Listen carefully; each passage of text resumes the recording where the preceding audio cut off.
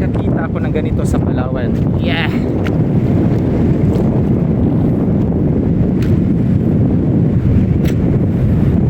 Ito yung pinakamalapit na island na makikita sa unang beach na pinuntahan namin. Malayo siya.